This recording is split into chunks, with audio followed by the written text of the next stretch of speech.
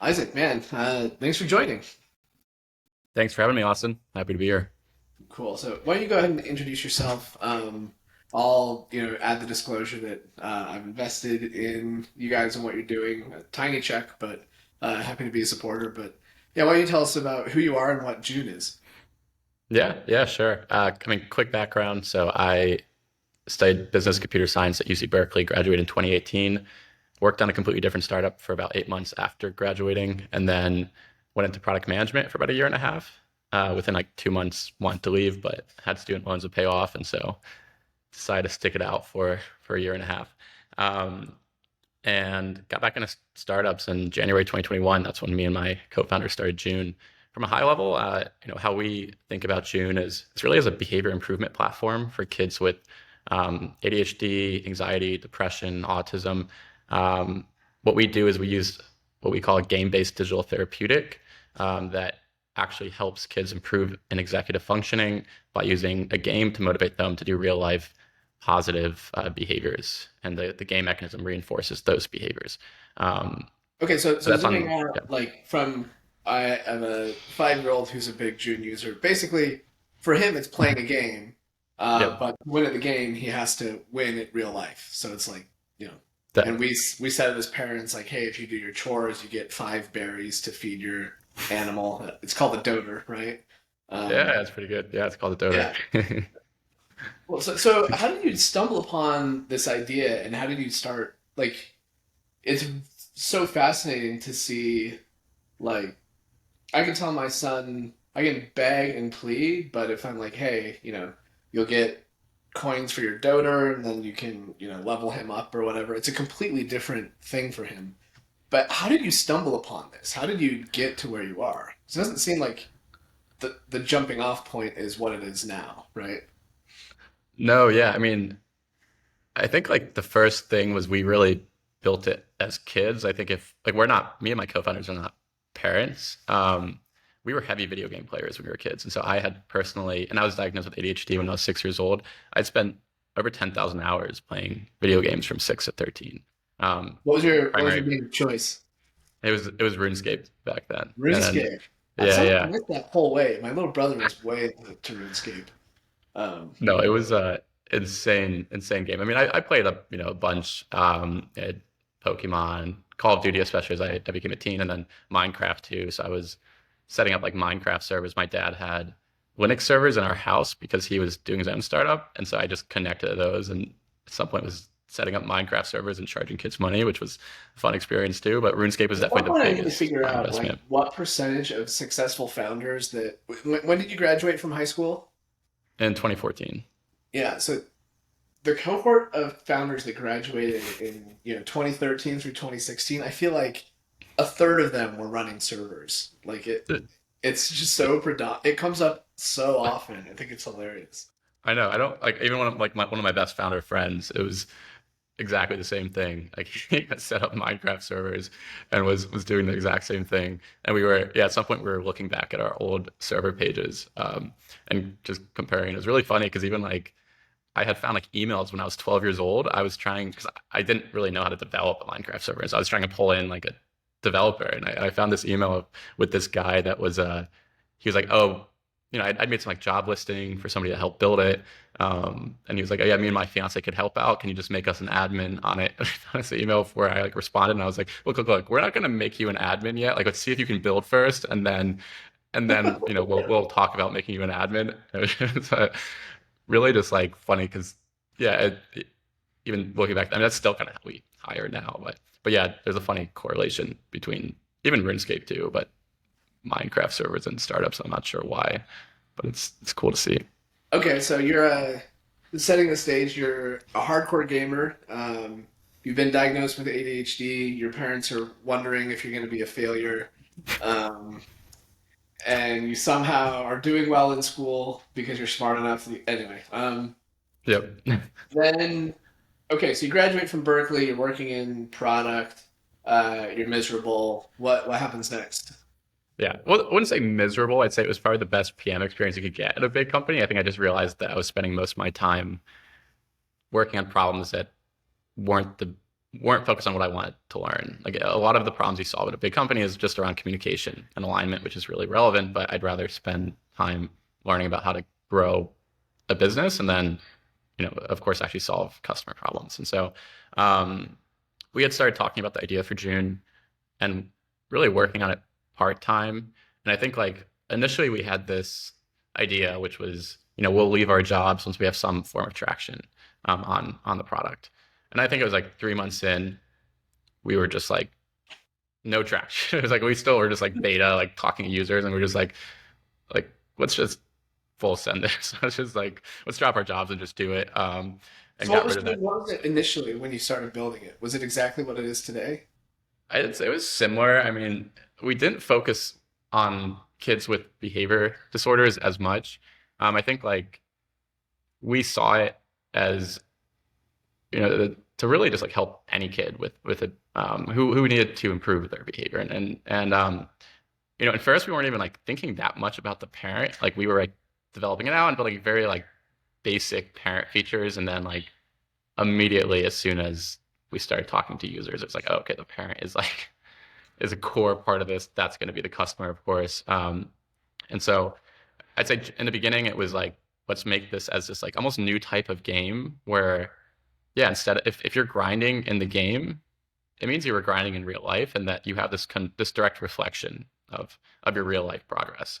Um, and we were in beta for a year. So we left our jobs January 2021. We're just talking to a bunch of users, iterating on a beta product for that first year. And then once we got into YC in January 2022, that's when we turned on paid. And I think like we immediately, it was like within a week of turning on paid, saw that the highest converting users were parents with kids with ADHD. Um, and it was also a really big initial market segment. And we had already always knew that like we wanted to focus on the market segment just because you always hear that. I think we didn't know exactly what that meant. Like everybody gets that advice, and we were like, yeah, we're focusing on a market segment. Like it's parents with Children. Yeah. kids with Children with that are parents. 6 to 12. Yeah, children with parents. Um, and it's like, yeah, people that would use an app like this. And like Yeah. the biggest game changer for us was realizing who was getting the most value and building for those users. And focusing on a niche. And initially it was solely focused on ADHD as well, because that was, I'm sure you probably saw that everybody was like getting diagnosed with ADHD. There was a ton of just awareness around it, both in like adults and kids. And so we saw that it was a niche that like didn't have competitors, but it was also a big niche that we could grow into really quickly, especially post COVID. Everybody was, the expectation was almost that all digital health related things all health related things were digital. And so there was also this consumer shift that I think played a big role in it. But so we saw that as soon as we turned on paid, highest converting were parents with kids with ADHD. And then we also saw that, we had a hacky growth strategy back then. So we were, if I should share this, but we found a way to to post on to get into next door neighborhoods and to post like across, because you have to like go through an address verification to get on next door, which means like I can't just go join a random neighborhood in San Diego unless I live there, because they send like a postcard and then you have to use the code from the postcard, etc. We found like a hacky way to get in. We don't use this anymore, so okay, I'll say it. And it It's was like a UPS forwarding address kind of thing, or what? it was a bit more convoluted than that, but we found a way to like automate it, and uh and that was like our first, one of the big things there was like when we were testing the like ADHD versus more general, we were posting in these next door neighborhoods, and when we made posts that were coming from a parent with a kid with ADHD, they blew up in every neighborhood. It was always like the top 5 posts in a neighborhood. And so we were like, okay, that's also a great signal. And we did things like A/B testing landing page and stuff, but there was a gut feel to it too. It wasn't like purely data. It was seeing that highest converting users were parents with kids with ADHD, and then these next door posts were blowing up, and then also knowing that we should focus on the market, and they're like, okay, let's just really focus on this for now. But that was Since our you're not using it anymore, we can decide if we want to cut this out later. okay. But yeah, what was the hack? We're probably gonna have to cut it out because it was we uh, we did them a favor because like their security got much better after It was it was funny because because they knew we were doing it because all of our posts were about June, right? And so it's like, oh, there's a bunch of new users, they're all posting about June. Um, and like there was one time they actually created a custom landing page, which was like, hey Brad, which was my co-founder, like, do you want to set up a business account? Like when we try to create a new account, like they fingerprinted us or something and routed us to a custom landing page that called us out with like our name in it or something. Uh, it was, but yeah, it was such a great like. I mean, that was like our channel to 15K MRR basically. It was zero CAC, incredibly fast growth up to 15K MRR, I mean, which it's you and you like you and your co-founder. You don't have any expenses. You're cash flowing at that point, pretty much. Like you're oh yeah, we were yeah, it was just we were profitable at that point. Yeah, we were not we didn't even yeah, it was just me and my co-founders. We had one salary we had to pay, which was my third co-founder Kevin, because he's on like an H1B, and so we technically have to pay him like 96K for the H1B, but we would just all split that three ways. So yeah, our burn was 96K a year, but we were we were making much more than that. Yeah, we were a bit yeah. So your gross profitable. burn is 96K, and then you just did you all live together? Yeah, we all lived together. And yeah, we still do. We actually just moved to SF, but we were during YC. We were out in Hayward actually, just living in an Airbnb and hacking next door. It was a fun time. That's awesome. That's Yeah. awesome. Okay, so take me through a little bit of having played June before. What other games is it like? I'm not a big gamer, so like Mhm. if I've never played June before from the kid perspective, it's kind of like a I don't know Gigapet plus. I'm sure there's like a how do you describe what the game is like? Yeah, I mean, I'd say it's a funny conglomeration of all the games we played as kids, and so there's inspiration from Club Penguin and then like Animal Crossing. Animal Crossing we didn't really play as kids, but we had messed around with a lot when we were a bit older. Um, yeah, Club Penguin, Animal Crossing, and then like yeah, Tamagotchi or Gigapet, where you have pets you're taking care of.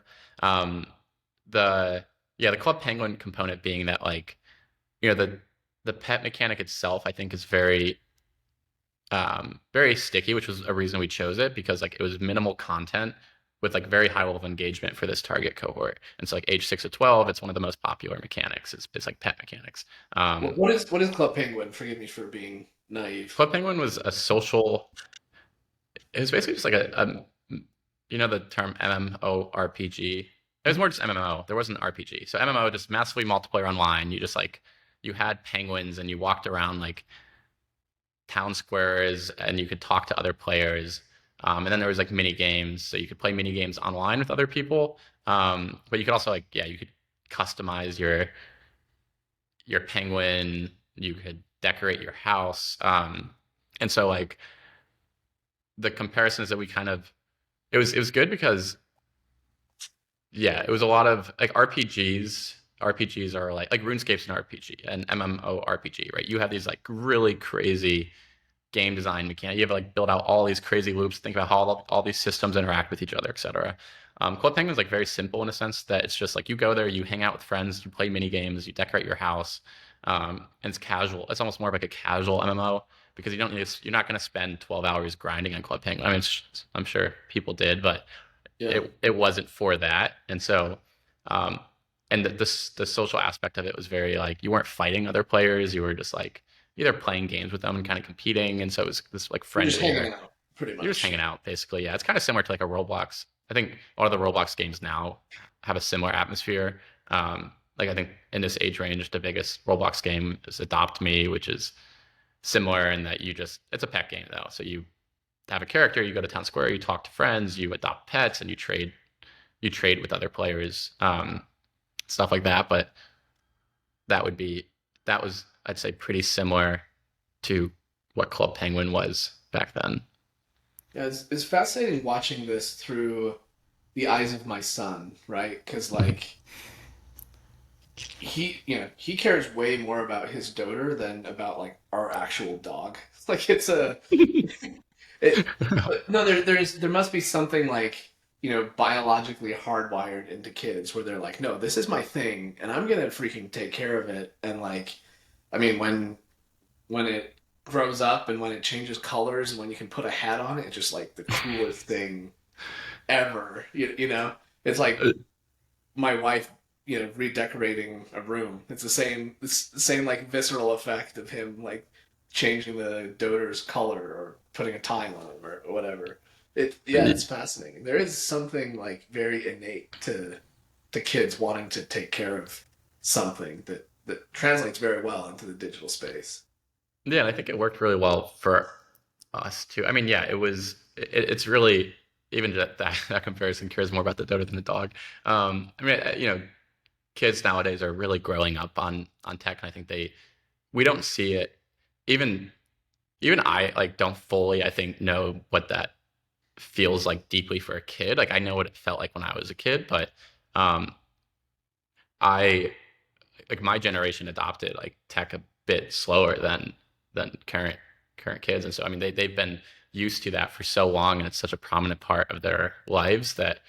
And then when you add like a pet mechanic, I mean the reason we chose that was we wanted to kind of convey this. Not that every kid grasped this, but it was metaphor that like you have this responsibility to take care of the pet, but really what that means is you have a responsibility to take care of yourself, and we're kind of just using the pet as this conduit to communicate that. So that because if you even think about yourself, right? If it's just you who's like, I need to work out in the morning, it's very easy to say no and like skip working out, right? But if somebody's like at the gym waiting for you, I mean, that's why like coaches work really well. You're like, shit, I need to be in the gym because I don't want to let this person down. Um, so it has like Interesting. a So it's similar almost effect. like I'm sure I'm going to butcher this, but your empathy toward other people or other things, even if they're imaginary things, can sometimes be stronger than your empathy toward yourself. Or Oh yeah. like my, yeah, that's fascinating. I mean, He would do things for his daughter that he would never do for himself in a million years. it was, you probably know the marshmallow experiment, right? Which was, Hmm. yeah, about delayed gratification. There was a variant on that experiment where they had it so that you actually had to collaborate with a friend. And so it's like you had a friend and another person in another room. And if one of you ate the marshmallow first, the other person would also not get the second marshmallow. Um, and Oh, it drove this, it was insane results where the each kid individually delayed gratification at a much higher average than if it was just them, right? Because they knew they had this responsibility for another person too. Um, and so yeah, there is like a yeah, a magical part of when you think about like behavior change in general. If you tie in another person, um, how that can really drive your own behavior positively. And of course, you have the opposite side of that is it can also drive it negatively. That's like the risk of like friend groups where you have a friend that's like they say like you're the reflection of your five closest friends. If you have friends that are doing really well, you're kind of getting pulled into that direction. If you have friends that are like not doing well, you're also getting pulled in that direction. yeah. So it does Peer have this, pressure. Yeah. Yeah. yeah, yeah. It's like a peer pressure, right? And it was positive forms of it. Yeah, that's so interesting. I mean, yeah, yeah, I went on this journey, a few years ago where I was extremely overweight and I know for a fact I wouldn't have gone to the gym to work out for myself, but Mike, my trainer, was there, and both I didn't want him to he had to take the BART in from Oakland to be there, and I'm sure he was going to be there regardless all day, but Mhm. I really didn't want to disappoint Mike. Like I looked up to him as a person and wanted to, um, and yeah, we certainly see that at Bloom Tech as well. That yeah, it's fascinating. Okay, so um, going back, so you launched this, you start to see traction from parents and kids with ADHD. Were you in YC at that point, or was that post YC? That was right when we got into YC. So we were in the Winter 22 batch, which started in January 2022. Um, we had, and it was funny because I just remember this was something that I loved about YC is that we were pre-monetization when we got in, right? We hadn't turned on paid. We had no idea what that was going to look like. And we had met with our group partners, and they were like, "What's your demo day goal?" And and they were saying be super ambitious with it.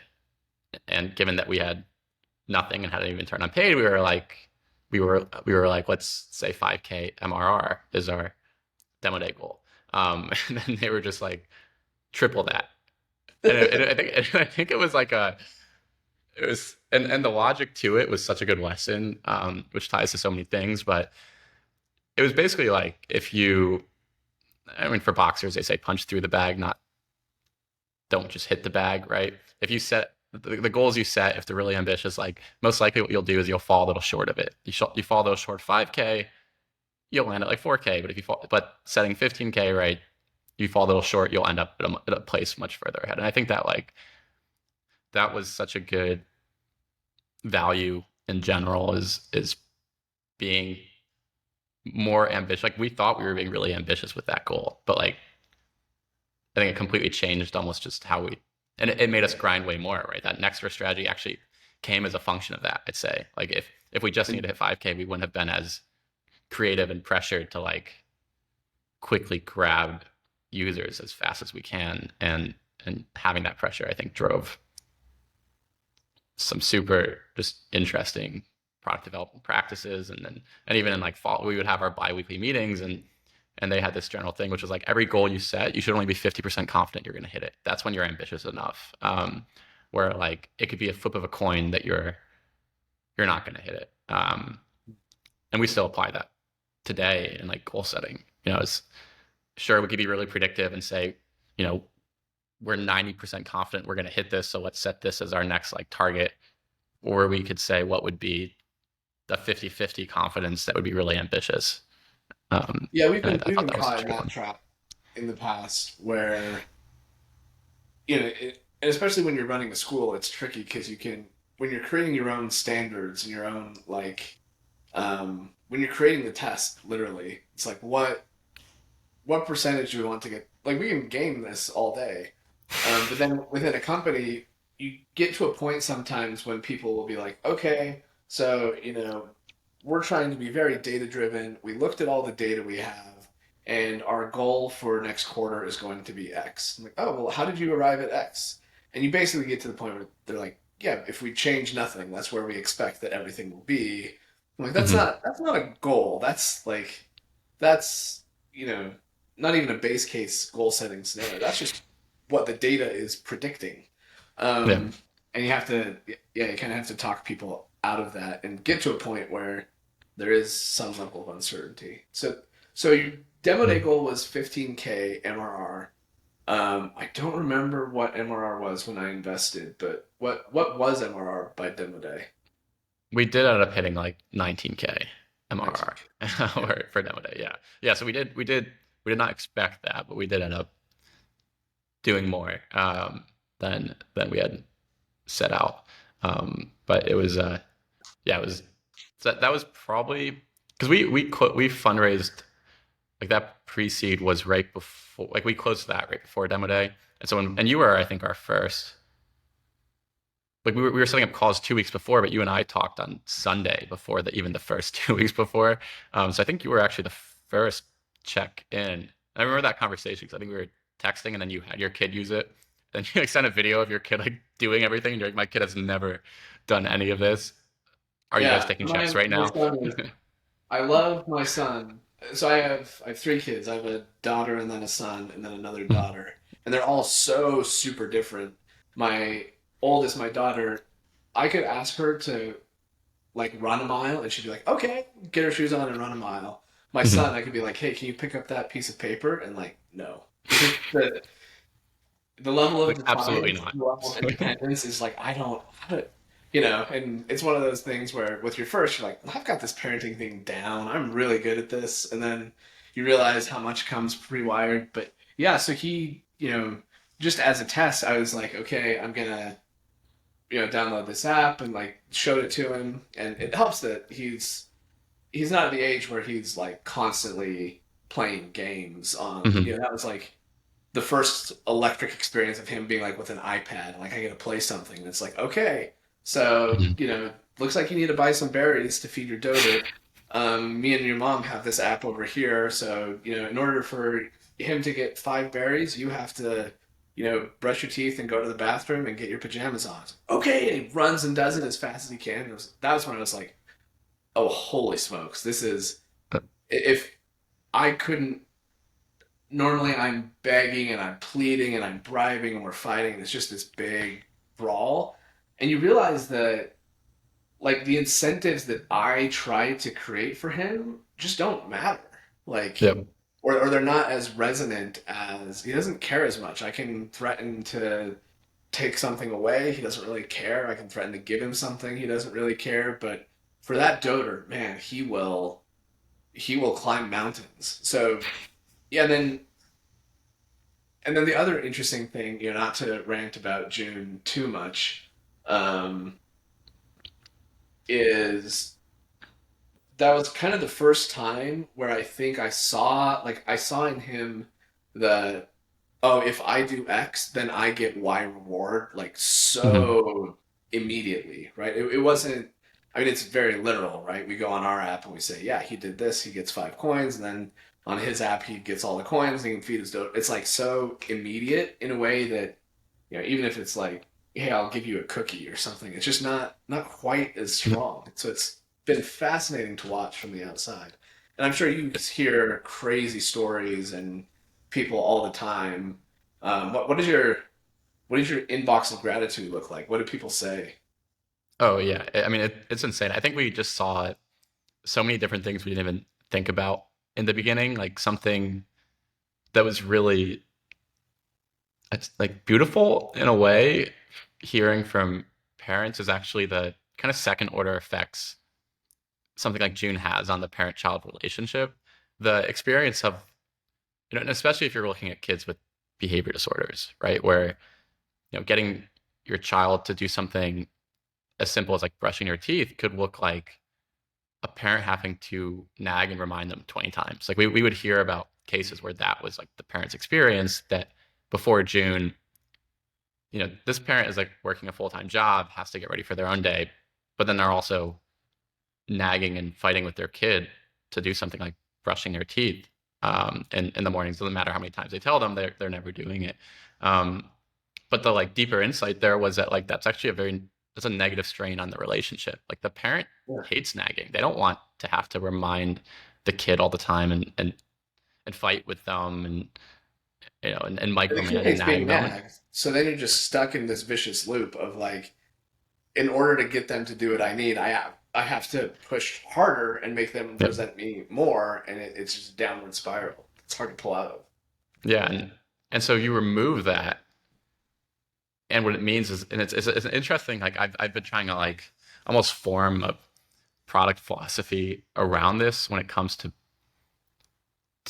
maybe it's around relationships too, but this idea of instead of trying to be additive and add positives, right? The idea of actually removing what the negatives are, um, from a relationship, from a context like that, and how that can actually have much more positive impacts on, like in this case, the parent-child relationship than like you know leaving the nagging but adding like a 10-minute deep discussion at the end of the day about how your day at school was, an empathetic discussion, right? But that nagging might actually be having the largest negative strain on the relationship. And so if you can remove that, that will have a Mm. much bigger net benefit. And so, um, it went from like the common parent experience was going from that negative strain, that norm of having to like fight and nag and micromanage your kid and remind them constantly to your child actually autonomously doing everything you want them to do. And then what the magic moment for parents was their kids ripping through their morning routine and knocking everything out, and then going up to the parent and saying like, and nagging the parent and asking them to approve everything they did so they can get the reward.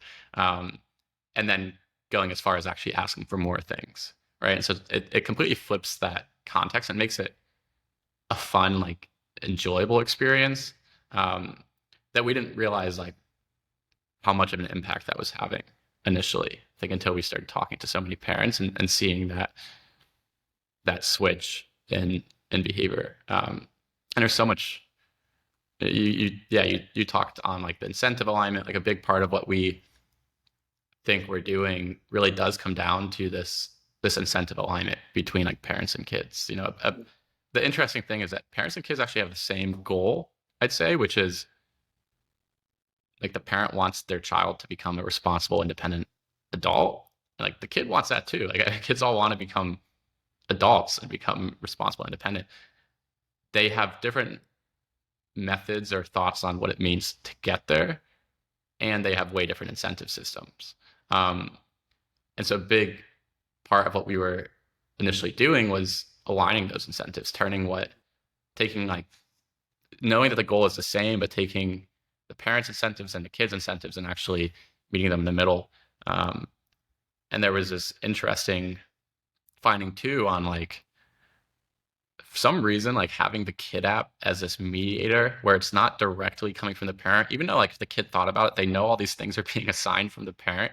For some reason, like it removes that and the kid feels like they're doing these things because they want to, right? And Interesting. So there's it's both, instead of the kid against the parent, it's the kid against the task, right? Like the the the the task comes down from heaven, and those berries are attached to doing that yeah. thing. So it's not like I'm doing X because my parents want me to, which I think that's for better or worse. And I see for my son, a lot of it is just like the defiance of like he doesn't want to do something specifically because I am demanding that he do it, and that like rubs him the wrong way, right?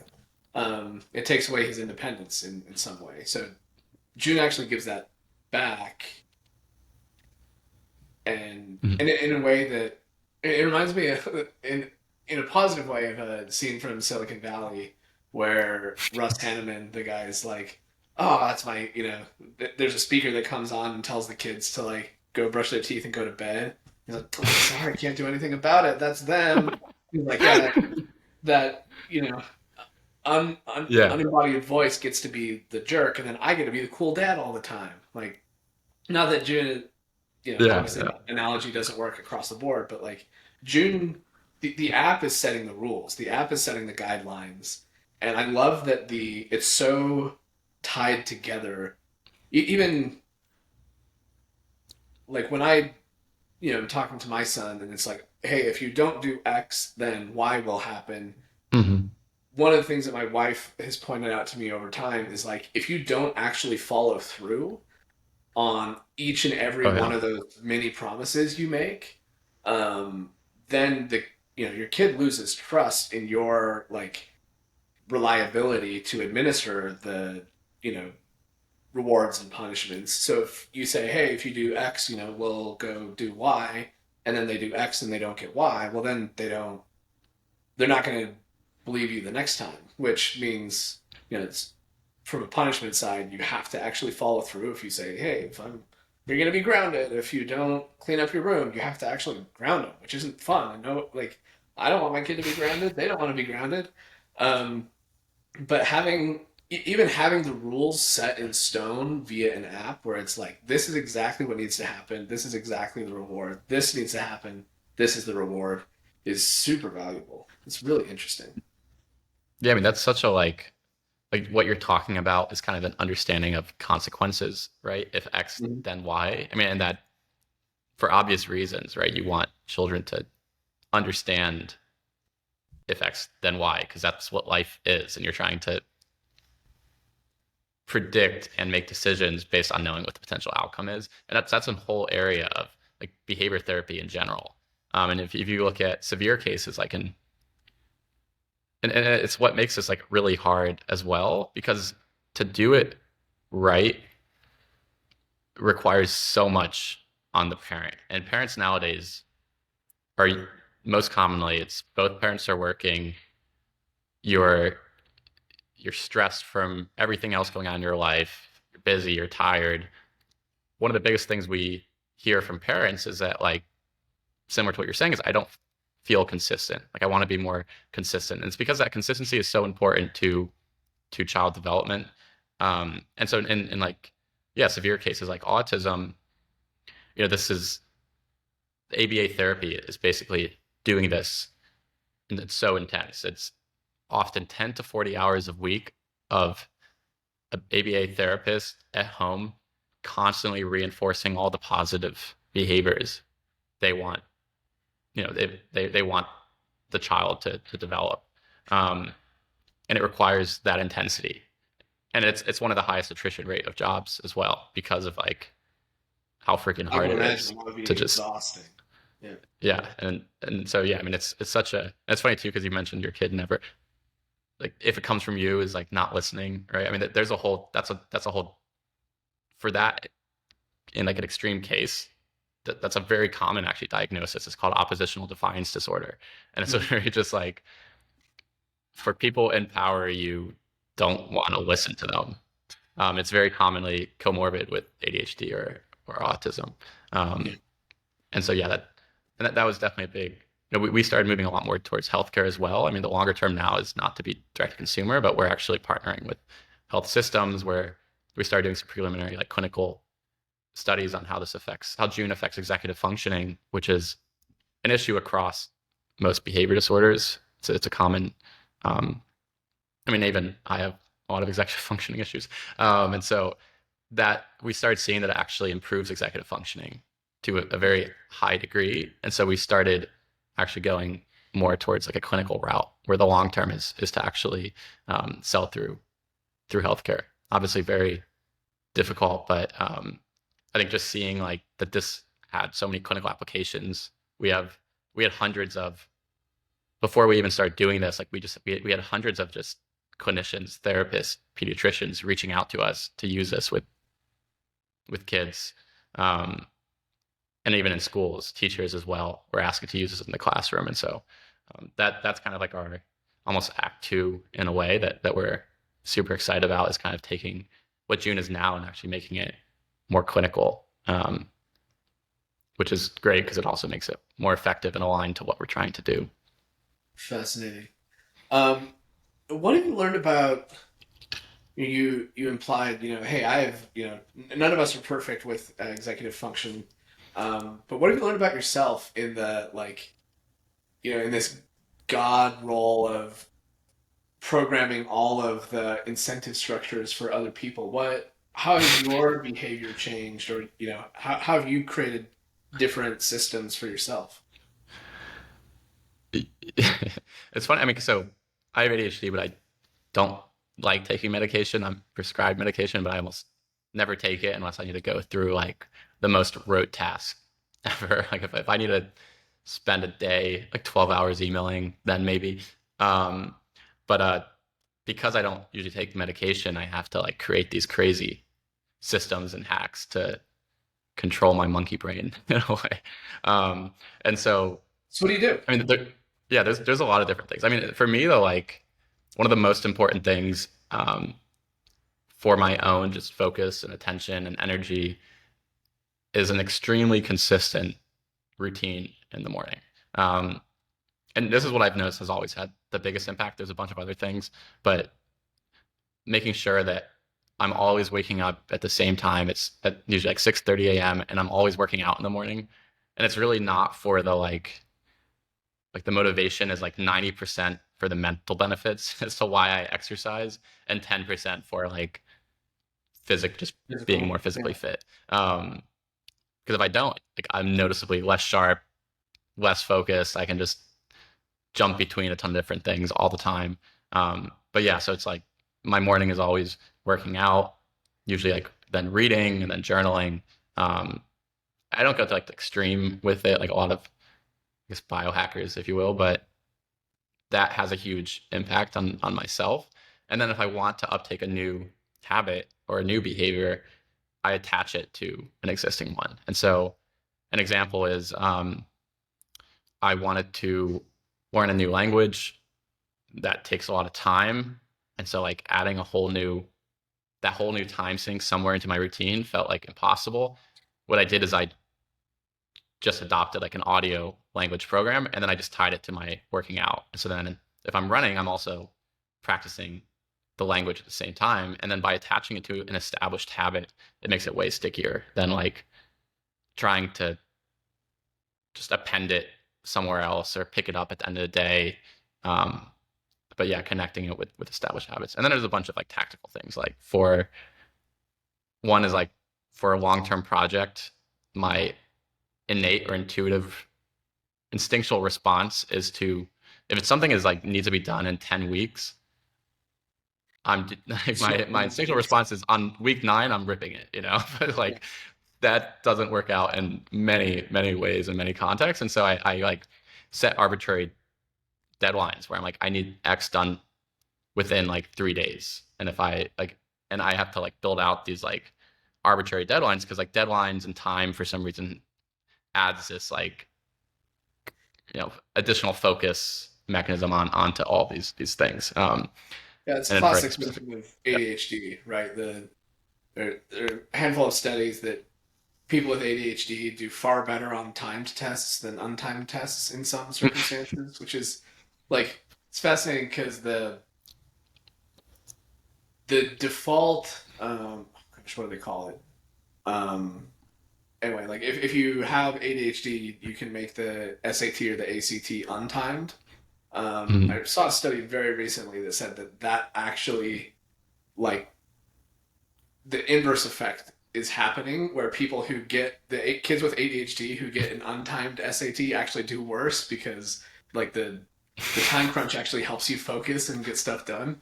Um, but anyway, yeah, that's super fascinating. Well, real quick before we jump off, where can people find more about you, more about Joon? If there's a parent who wants to try the Joon app with their kids, which I would recommend, where should they go to do it? Yeah, I mean the website, it's JOON, but JuneApp.io. That would be have everything there. Easily add your Awesome. number and it'll send you a link to download the app and get started. Um, but yeah, that's the best way to find it. Awesome. Well, hey Isaac, thanks so much for taking the time to chat. We'll cut out uh, the unspeakable parts, and then we'll upload this soon. All right, perfect. Had Cool. a lot of fun. Thanks for setting this up, Austin. Thanks, man. It's good catching up. Yep. Have a good one.